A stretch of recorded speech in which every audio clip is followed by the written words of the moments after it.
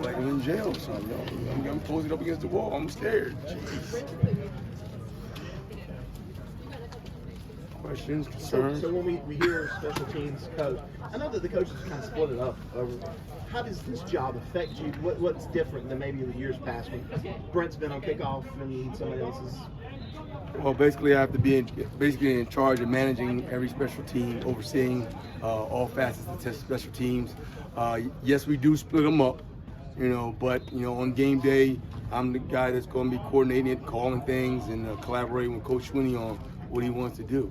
It's a blessing, because now it puts me in front of the team as a whole.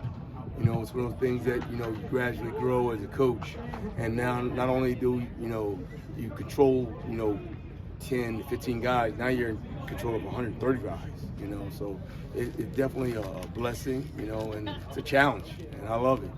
Was it fun with so many new faces trying to figure out who goes where and who is coaching which section? Well, one is I'm one of those kind of guys that's very communicative, so I talk to everybody. I'm one of those kind of guys that I'll strike up a conversation with anybody on the street if you ask me to. But so it wasn't a big transition for me. You got Coach Grisham, who handles the kickoff return team. Coach Khan is the kickoff coverage and punt. I do the punt return and kickoff return. So we all have different facets within the special teams because not one coach can coach all 12 or all 11 at one time. So I know Will returned a lot of kickoffs last year. Yes. Do you anticipate him filling a similar role this year? You're going to work somebody? Well, it just depends. He's got to work himself back in. He's a natural. When you have a young man with that caliber who can transfer his baseball skills over to football, he can track the ball. He's very athletic with the ball in his hand, so it was a no-brainer to have him back there catching the ball. How about kickoff return? Kickoff return, it's up in the air. Everybody's auditioning for positions out here, and that's the one good thing about spring. Nobody is locked into a position, so we're trying to get a bunch of people to audition for the job and see who's the best player at the end of the day. How big of a setback is this for Jaden with his shoulder having to have? It's one of those things where you don't want to see a young man, a promising young man with his skill set to come in and have an injury. But the one thing he'll have to do is mentally he'll have to stay in tune, which he is. He'll just have to make the catch up when we come back in the fall. This summer. But he'll be okay. He's a very talented kid, and he'll make the adjustments and be ready to go once September comes. How much would you like to see him sort of thicken his body between now and August? Jaden thicken his body? I mean, it'll gradually happen, but he's a big kid right now. You would like all of them to come in and look like that. He's one of those kind of kids that jumps out of the cereal box and he's already assembled. Ain't much I got to do. Coach Batson may have to tweak and tune up a little bit, but he's got an NFL body right now. He just got to make the transition as far as mentally playing on this level and the playbook and things of that nature. Where does the competition stand for number 2 corner right now behind Sheridan? Well, I think competition is as a whole. Nobody's cemented any position out there. I have not made a roster depth chart right now, so these guys are competing every day. Who knows who's going to start? One may be better working with another guy. Who knows? I got to find the best 2, the best 4, the best 5, the best 6. Because if you notice or not, I play all my guys.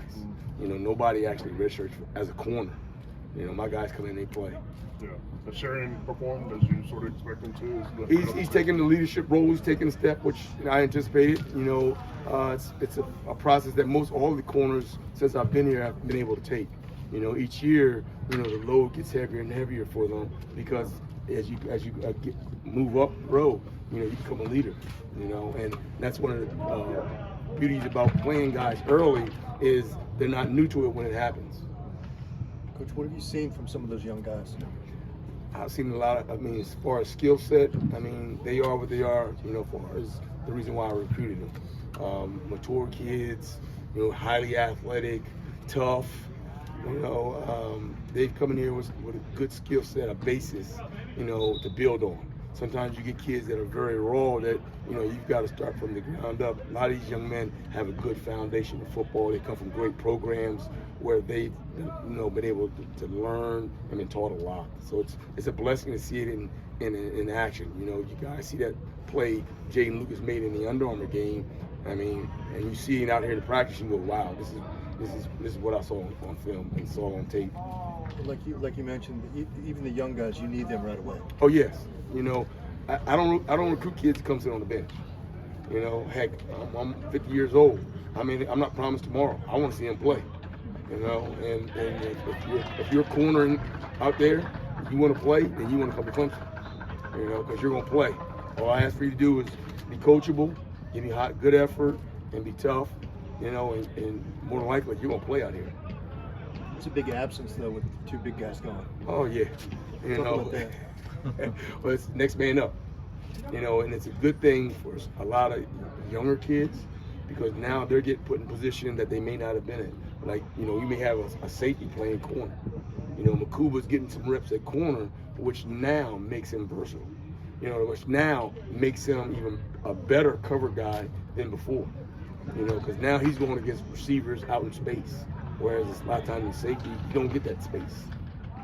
What's your assessment of Nate so far?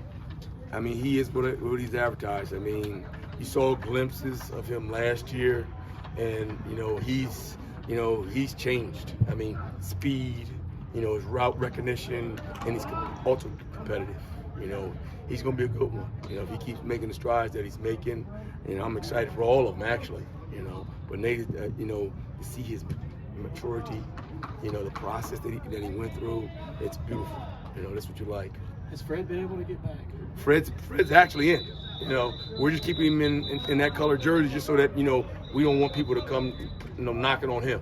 But he's doing all his footwork, so he's, come after spring break, his butt is full-fledged, let's go, So you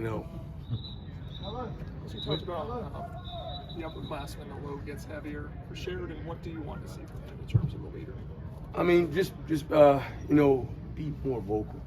I understand, not everybody's a vocal leader, but, for me, I've got to push buttons. Okay, I've got to, it's like they say with a rubber band. You never know how strong a rubber band is until you pull it, right? So I'm going to pull that rubber band. So I'm going to ask him to do more, and, it's part of being here. He's been through the ringer, so it's now, hey, let's bring those other guys with us. We're only as good as the weakest link, right? So we got to pull them other guys with us, In terms of him doing more, is it just being vocal, or is there other aspects you want to see? Just playing confident all the time, believing what he's seeing. A lot of times with younger kids, they don't believe in what they see. They second guess. Whereas the older guy, you've already seen it. So let's go. They don't hesitate. Let's believe what you see. Go get it. You talked a little bit about Jaden. What have you specifically seen from Toriano in these early practices? Well, I have a picture that, people always ask me when I recruit, what's your typical corner?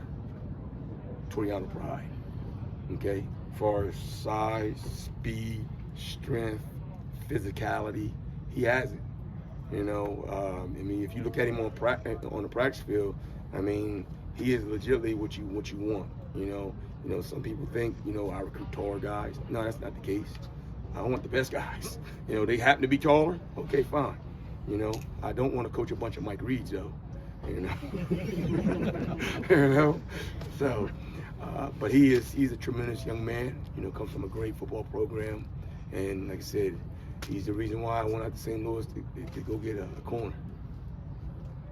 Are you worried about Shipley returning kicks, or is he so good at that he may stay there? At the end of the day, we got to put guys on the field that can make plays. And if he's a guy that's going to make the play, then we got to play. Who are we to sit there and say, oh, we want to hold you over here? We don't have that luxury. You guys saw it, in college sports today. You lose a game, you're out of the contention, So, we're in it to win it. So we're going to put the best guys on the field, and the best guys, the guys that deserve to play are going to play. What makes him so good at it? You see it. He's a hell of an athlete. He's strong. He's fast. He's physical. He has no fear. And and that's what you want. You know, heck, it's self-explanatory. I know Malcolm's played a lot of nickel for you guys. I mean, who else could play that spot if you needed him to? You got Malcolm, you got RJ, you got Makuba. You know, Toriano, once he learns the corner aspect of things, he's a guy that can go in there. You know, so we have, you know, that's the good thing about a lot of kids that we have. We've recruited a lot of athletic kids that you can't pigeonhole for one position.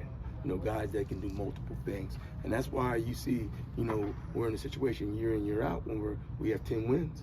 You know, we have a season where we have injuries at a certain position, and you see other guys just step in. You know, you see Kevin Swint, who comes here as a linebacker, and now he's playing some outside defensive end. He's a guy that's interchangeable. You know, so that's the beauty about the guys that we've recruited. You know, and the mindset of our kids. You know, kids are selfless. They're going, hey, coach, you need me to do this? I'll do that. And that's what you like as a coach. Like, I guess for you, you know, with the added responsibility, what were those conversations like with Dabo and, you know, and just, you know, accepting more as far as the special teams and the assistant head coach? Well, you know, like I said, I've grown too. You know, I've been stretched too. And, you know, I work for a great man who is very appreciative of his coaches. And, you know, for him, he sees something in me that he's like, hey, I got to groom this young man to be a head coach someday. You know, I don't know if I'm ready for it. You know, I love what I do. You know, and I love being with my kids. And when I say my kids, I mean my players. So for me, it's a great situation to be in. You know, for a coach to recognize me and see those qualities in me. You know, some people don't, or he does. So have you taken a step back at all? Just looked at the coaching staff, how much has turned over, and you're kind of one of the elder statesmen. I guess at this point. Well, I'm one of them. I'm what you call one of those true soldiers. You know, I'm here to the end. You know, when the last bullet's fired, Coach Street's still there. You know, I'm like that old rusty dog. You know what I mean? You can't get me out of the pen. I'm there. You know, it's funny. You know, going on 10 years. You know, I look around the landscape of college football, and I'm a dinosaur. Ain't many DB coaches been at an institution more than 5 years. I don't know. I mean, it's crazy. You know, so hey, I count my blessings every day. You know, I must be doing something right.